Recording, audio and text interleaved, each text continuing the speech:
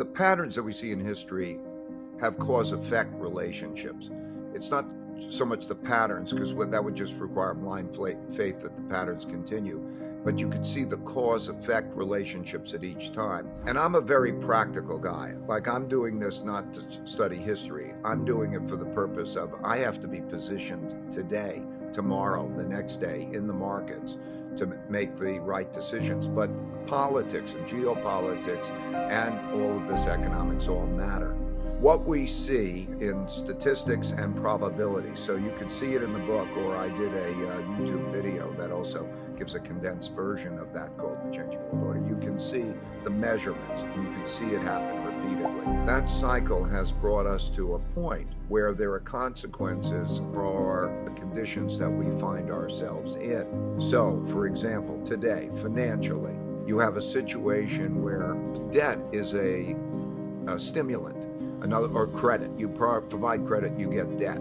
And so when you need a lot of buying power, central banks inject a lot of money and credit when they don't have a limit on it. Like in some eras, it was gold that was a limit. And they would think, how much money do I have?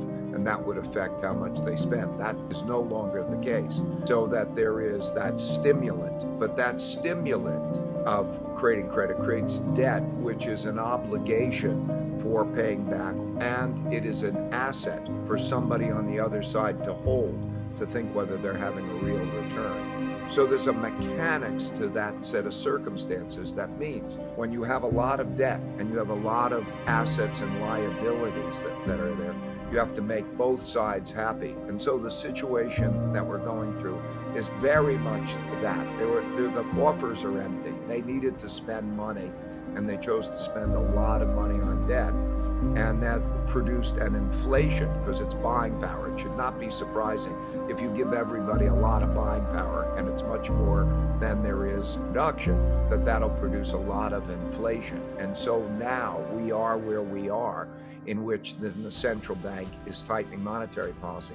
What that means is removing buying power.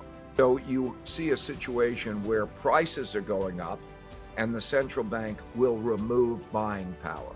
And that creates a stagflation environment, and we've seen that repeat over a period of time. Now, when that happens, at the same time as the second influence, that there's a lot of wealth gap and a lot of populism at each side, and there's a lot of conflict, naturally, internal.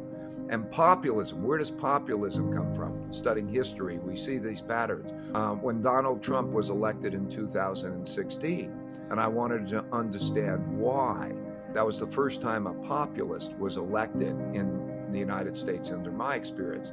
So I went back and studied populism. And populism occurs when a disenfranchised group says this is not working for me, and they want a fighter, not a compromiser, to be able to fight for them. And so traditionally, there are populists of the left and populists of the right. So we see this through history. You study the 30s, and you see the internal conflicts of fighters. And that threatens the system. It threatens democracy. 4 major democracies in the 1930s went from democracies to autocracies because of that. And when that happens at the same time as there's comparable power between 2 great empires at odds, and there's fighters that they will tend to then fight, because we do not have a judicial system, a global judicial system that resolves disputes. So that's the dynamic that you see, and I can take you through how it goes from one world order, preceding all those, each world order is a war. And there's a cycle that happens until there's another war and a new world order, because the new world order is the new system dominated by the new dominant power. So we see that happen repeatedly, and we know where we are. What you see is, like I say, 5 types of war. So there's a trade war, there's a technology war, there's a geopolitical influence war, then there's a capital and economic war that accelerates when there is this great power conflict, because it's the weaponization of capital markets and economies that are actually used to hurt the other. For example, in Japan, in the United States, they froze the financial assets, and they embargoed oil that they couldn't get oil in.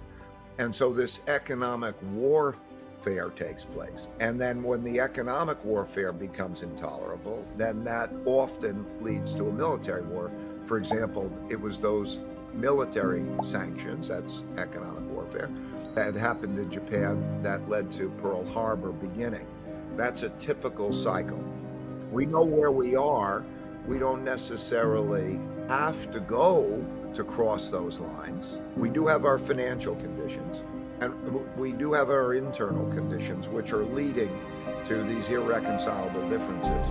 And we do have our international conditions in this economic warfare.